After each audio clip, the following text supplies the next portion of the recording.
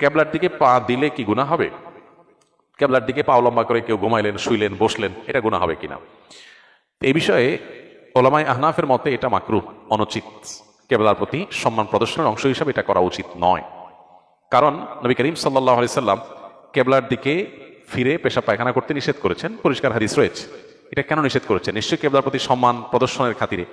So পাও লম্বা করে কেবলার দিকে যদি আমরা বসি, তাহলে কেবলার দিকের বা কাবার প্রতি বাহ্যিক দৃষ্টিকোণ থেকে অসম্মান হয়। আমাদের সমাজে কারোর দিকে পাও লম্বা করে বসলে এটা তার প্রতি অসম্মান এবং অবজ্ঞা প্রদর্শন হিসেবে বিবেচনা করা হয়। মোটা দাগে যেহেতু কাবার প্রতি সম্মান প্রদর্শন করা বিষয়টা প্রমাণিত, বিধায় কাবার দিকে ইচ্ছাকৃত কোনো কারণ ছাড়া পাও দিয়ে বা লম্বা করে বসাটাও অনুচিত এবং আদবের খেলাফ।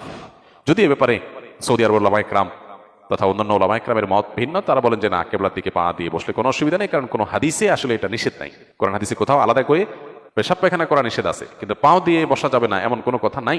অতএব এটাতে অসুবিধা নাই। দুই পক্ষেরই যুক্তি আছে, প্রমাণ আছে।